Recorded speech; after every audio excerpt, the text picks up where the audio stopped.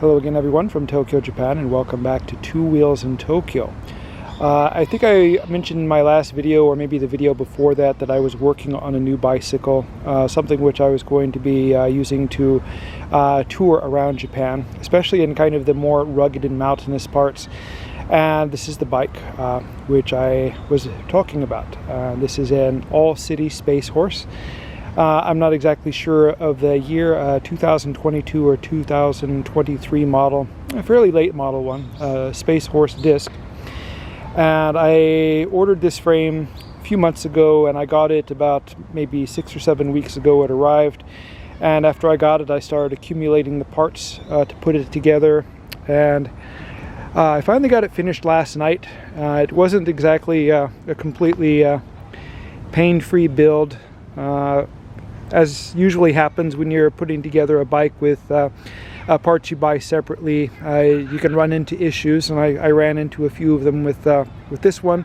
But eventually I got it all together, and you can see it's not a bad looking bike. There are some odd colored bits on it, and that's mainly because those were the parts which were available when I needed them, and I couldn't source other colors, like the lock nuts which are going around the brake calipers, and some of the hardware. But yeah, finally I got it together last night, and today I had a chance to take it out for a few different rides in different parts of the city. It's kind of the cool thing when you get a new bike, is you can't really stay off of it, and luckily today it turns out to be an absolutely beautiful day, despite the fact that it's in the middle of December. And yeah, it's really great. So I guess All City Space Horse is of course a chrome moly frame bike with double butted steel tubing, and of course most of you know what that means. For those of you who don't, it means that near the ends of the tubes they are thicker, and in the center they are thinner, and this kind of makes it stronger in the places where the frame is welded together, and thinner in the other parts, which saves on weight. These frames, the chrome moly double-butted frames, there's a variety of different steels which they use to make them, but generally they tend to be, I guess, what they call supple riding frames. They're somewhat flexible, but stiff when you need them. They give you a really comfortable and forgiving ride, and that's why people still continue to use steel to manufacture new bikes, and carbon and aluminum haven't completely overtaken the market. For the driveline, this is where I had my first few issues here.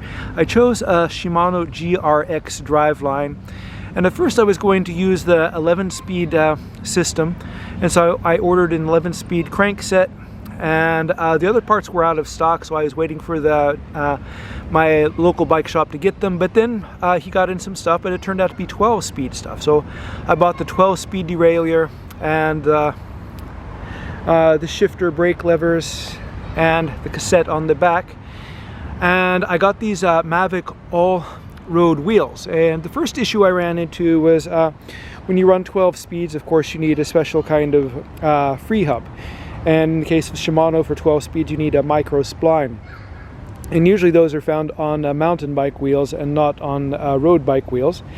These are 11-speed wheels, but luckily, as they are Mavic wheels, it's kind of easy to interchange the free hub. So I went to get a free hub, but then found out that these were really hard to find, especially here in Japan. I looked everywhere, and no place had them in stock, and they were available in some places online, but they were quite expensive.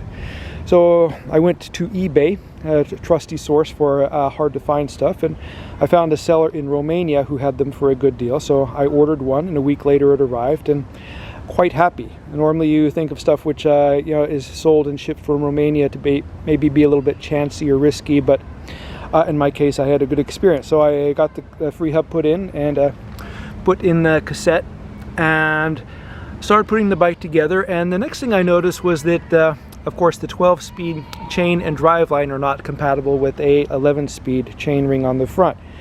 So rather than replace the front crankset, which I'd already paid for, I decided just to replace the chain wheel with a 12-speed chain wheel, and that did the trick, and that got the driveline going. Once I had the driveline together, I noticed that the shifting wasn't very good. I was shifting through the full range, the biggest and the smallest gears, and working well in the biggest and smallest gears, but in the middle gears, the shifting was a little bit erratic and the chain was a little jumpy. And then I found out that I'd had the cable misrouted, and I had the cable end kind of on the wrong side, which changed the pull ratio for the derailleur and kind of messed up the shifting. So after running the cable in the correct place, the shifting is quite wonderful. The next issue I ran into was with the brakes. I went and I set up the brakes and I got them bled out and everything. And before I was putting the bar tape on, I realized that the brake hoses were a little too short. And they were pulling when I turned the handlebar, I guess, the full travel either way. And not wanting to ride a bike with short hoses like that, I ordered another set of hoses. And it's, I think that's probably the messiest, nastiest job in working on a bike, other than like degreasing chains or stuff like that, is working on hydraulic disc brakes, especially replacing hoses and components. So the mineral oil gets everywhere, they have to be bled out, and it's kind of a pain in the butt job, which I don't like to do, but I got it done, and I got all the bubbles and stuff out of the brakes. Kind of odd thing with the brake bleeding system here, Shimano recommends that you bleed the brakes from the bottom to the top to kind of push the bubbles up through the system, out through the reservoirs underneath the brake hoods. And I found that no matter how hard I did that, I really couldn't get really good brake feel, so I kind of did the opposite. And I bled them from the top downward like you would do in a car or motorcycle or something like that. And that gave me the best results, and now the brakes work quite well. For the seat tube, I found this Thompson Masterpiece seat tube. Someone had bought it for another project, and I guess they never finished, so they put it up for sale with some other old vintage parts. I guess it's not old or vintage, they still make them. But I was able to get it for a pretty good price. And I also found this Brooks Select B17 saddle. And it kind of differs from the regular B17 in that it's kind of a, I don't know, like a hippie organic leather, which is like, corn fed and specially pampered and all that kind of stuff to make really good leather. And plus it's thicker. The only thing I can tell that's different between this and a regular B17 is the leather is thicker and harder, and it's going to probably take a long time to break this saddle in. I couldn't pass on this because it was actually somewhat cheaper than a regular Brooks B17 Special. And I like to run Brooks saddles on all my bikes. They're like just the most comfortable saddle which I've had experience with. On the front here I have a Databar and Stem, and I kind of bought these because they were really cheap. They're used parts, and I wasn't sure if I would like the setup, and I got them mainly just so I could get the bike on the road. But fortunately the riding position seems quite good. It's a little bit more upright than what I ride on my road bike, but yeah, but not too upright. It's a good position, it's comfortable, and I'll probably go ahead and leave it as it is because I don't think there's anything wrong with it. It's quite comfortable, and as I get used to it, it'll be a little easier to ride. There are more accessories which I need to get for it.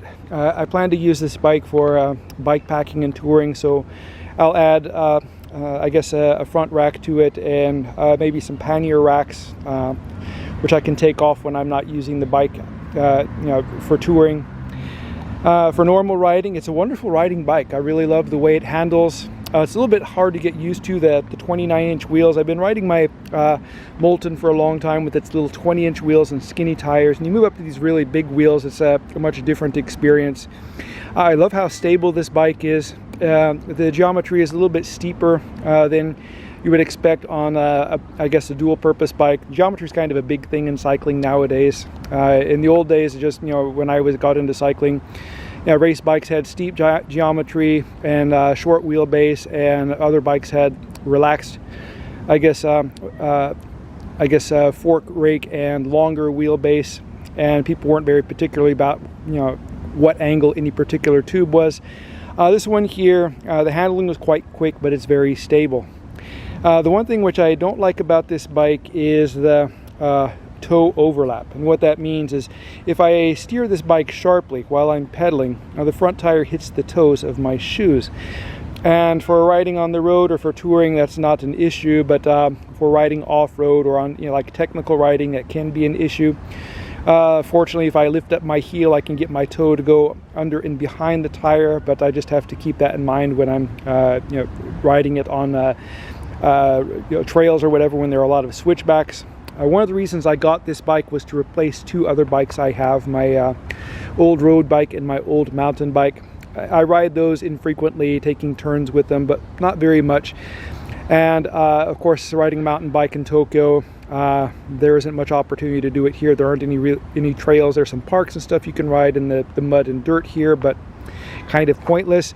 The road bike is more practical, but I wanted something which I could use for touring, which I could ride on trails, and which rode a little bit more like a road bike, and this is what I ended up with. So far I'm pretty happy with it, and other than the toe overlap and the minor issues I had putting it together, but in the end I think it's worth the trouble and effort, and I'm looking forward to do a lot of riding on this bike. The last thing I put on this bike was the Shimano XTR 9120 series pedals, and unfortunately these pedals, they seem to be the notorious ones which have the bad seals, and you can see the seals have popped out. I've ridden this bike for exactly half a day, and these are new pedals, and of course the seals are already being pushed out. So it's hard to believe that Shimano, really reputable company, actually let something like that slip by when they were engineering. They redesigned the pedal after a while, and the current version doesn't have this issue, and unfortunately I got stuck with a set of pedals which did, so I'll probably go ahead and exchange these for a newer set. The tires on this bike are the Panaracer Gravel King SK. I found these on sale here at a local bike shop, and I think they're quite large, but not too large. I could probably still fit a set of fenders on this and clear the tires. But some of the trails I plan to be going on later in the year, they're kind of soft and sandy and gravelly, so I think these tires will be very suitable for them. And yeah, I'm looking forward to seeing how it works out. But anyway, that's it for my video today. It's a very nice day out. I'm going to go out and do a little bit more riding. For those of you who want to know where I am behind the Graduate Center for Foreign Policy Studies. This kind of school where no one goes, just more or less an empty building for most of the year. In the distance there is kind of the neighborhood where I live, and over here is the Tokyo National Art Center, which is the famous art museum in the area. And I'm standing in the middle of Aoyama Park, and over there is kind of like the kids' play area for the park. And over there in the distance is the American military base, Hardy Barracks, which is normally very quiet except when the helicopters come or when the American president comes in. It gets kind of noisy around here. But yeah, it's going to be a wonderful day. I'm going to go out and do some more riding, and I'll make another video or a few ride videos when I get a chance. I know I said that in my last video, but it always seems the days when the weather is good, I don't have time to ride, and on the the days I do have time to ride, the weather sucks. This is one of those very rare days where everything seems to be working out, so yeah, I'm going to go out and enjoy it. Anyway, I'll be posting more videos as I have time to put them up, so if you'd like to check them out, please subscribe. Thank you very much for watching, and I hope you tune in again soon.